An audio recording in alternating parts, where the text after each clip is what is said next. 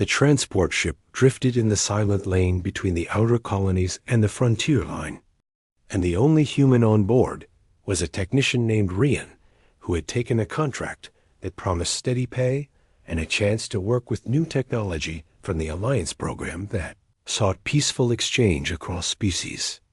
Rian had traveled through so many outposts during the last cycle that the hum of engines felt like a companion, and the metallic scent of recycled air felt more familiar than the gardens he had once known on a gentle world of calm winds and quiet hills. When the mission assignment arrived, he expected another round of calibration work or some small repair on a diplomatic drone. But the report said he would assist with an armored envoy from the distant Cathari line who was traveling to mediate a dispute beyond the frontier. The envoy arrived in a ived shimmer of light from a small shuttle that docked with graceful precision, and when the door slid open, the alien woman stepped out with the steady posture of a veteran warrior.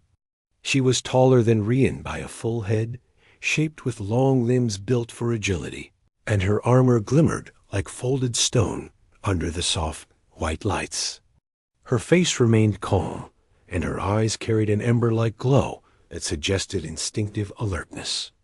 Her name was Lyra, short and simple by her own cultural standards, and she gave a brief nod when she saw Rian waiting at the docking point. Rian led her to the central chamber, where the envoy would prepare her reports for the upcoming negotiation, and she walked with purpose, scanning the corridors with the gaze of someone who had spent years expecting ambushes in places where diplomacy usually failed. Her movements made almost no sound, and though her armor appeared heavy, she carried it as if it weighed nothing. Rian found himself studying the joints of the chestplate and the way the overlapping plates clicked into place whenever she shifted her stance. The armor looked advanced, but also battered, marked by faint scars that told stories he could not decipher. During the first hours of travel, Rian worked at the terminals and monitored power flow while Lara studied data in near silence. She spoke rarely, but when she did, her voice held calm strength. She asked direct questions about human engineering and seemed surprised by how humans had advanced using limited resources and relentless determination. Rian explained that humans had no natural enhancements or great longevity, but made up for it with persistence, risk-taking, and an instinct to adapt when confronted with the impossible. Lyra listened with interest, and sometimes a small expression of respect flickered across her features. Trouble came on the second cycle of the journey, when a warning light flashed red above the main console. Rian checked the diagnostics and felt his pulse quicken as he spotted the issue. A fragment of an old asteroid field had struck the hull and triggered a shockwave through the outer plating. The ship would remain stable, but the impact had knocked loose a magnetic bracket inside the envoy's chestplate storage rack where external support systems charged her armor units. If the connection was unstable, her armor might not sync with the emergency systems during an unexpected encounter. Lyra insisted she could continue without the repair, but Rian shook his head and said he needed to inspect the damage. She agreed with a quiet exhale that might have been the Cathari version of resignation. She stood in the equipment bay with the armor partially disengaged from its support frame. Rian stepped closer to examine the chestplate, noticing that one of the side mechanisms had slipped out of position and was pressing against the internal lock. Without fixing it, she risked losing vital functions during a mission that demanded perfection. Rian reached toward the displaced segment, intending only to push the small magnetic brace back into alignment. The moment his hand neared the edge of her chestplate, Lyra shifted and murmured a single word spoken with soft warning. Careful. Her tone was not hostile, only instinctive, as if she had been trained to react whenever someone neared the vital center of her armor. Rian paused and nodded, realizing that her trust was not easily given. He explained each step aloud before touching the panel, and she watched his every movement with steady focus. The repair required delicate precision. Rian used a slim tool to lift the brace and ease it into place. The armor hummed faintly, and a line of pale light glowed along the seam, showing that the lock accepted the adjustment. Lyra steadied herself and allowed the process to continue, though he could sense tension under her composed exterior. When he finished, he stepped back and reported that the brace was secure, and the power flow would remain stable for the rest of the journey. Lyra touched the plate with a measured gesture and nodded once in approval. Not long after the repair, the ship encountered a distress signal from a small research craft drifting off course near an uncharted cluster. Rian identified the origin as human, and he quickly plotted a route to assist. Lyra agreed to the detour, saying the mission to deliver her to the negotiation would allow for humanitarian aid along the way. As they approached the craft, sensors detected anomalies that suggested hostile interference, and Lyra prepared her armor with renewed focus. Rian watched how the plates shifted into battle formation and how the glow around her eyes intensified. The research craft had been boarded by raiders known for scavenging frontier vessels. When the transport ship opened a channel, no reply came, but faint heat signatures pulsed inside the hull. Lyra volunteered to enter first, and Rian insisted on accompanying her with a portable repair kit in case the survivors needed medical support or structural aid. She accepted, though she warned that the raiders often laid traps. Rian armed himself with a standard defense tool and followed her through the docking collar as the doors slid open. Inside the research craft, dim emergency lights flickered along the corridor. The air held the scent of scorched metal and exposed wiring. Lyra advanced with quiet steps, and Rian stayed close behind her, scanning for signs of movement. The raiders struck with swift chaos, leaping from the shadows with makeshift weapons, but Lyra reacted instantly. Her armor absorbed the first strike, and she countered with a controlled force that sent the attacker sprawling.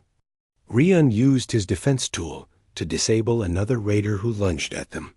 From the side, they moved deeper into the ship until they reached the central chamber where the human crew had barricaded themselves behind a damaged bulkhead. Rian called out, and the crew hesitated before responding with relief when they identified a familiar voice. Lyra helped Rian pry open the bulkhead, using her strength to lift the warped metal, while he stabilized the structure with a clamp from his kit. The survivors emerged, shaken but alive, and Rian tended to their minor injuries while Lyra secured the corridor. Suddenly, a loud crack sounded through the chamber as an explosive device triggered near the ceiling.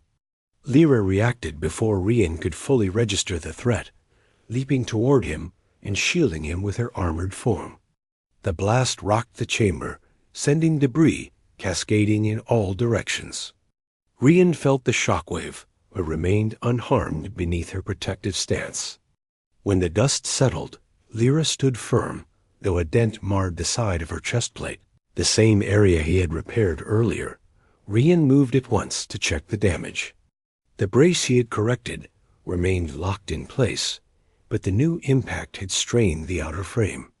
Lyra insisted she was able to continue, but Rian shook his head and said the armor needed reinforcement before they faced any additional danger. She hesitated, then allowed him to inspect it. Rian worked quickly, reinforcing the dented section and realigning the wiring beneath the plate. When he finished, she gave a quiet nod of gratitude. They escorted the survivors back to the transport ship, leaving a beacon for retrieval crews. As the ship resumed its journey toward the negotiation site, Rian and Lyra returned to their routine, though their interactions carried a new sense of trust formed through shared danger.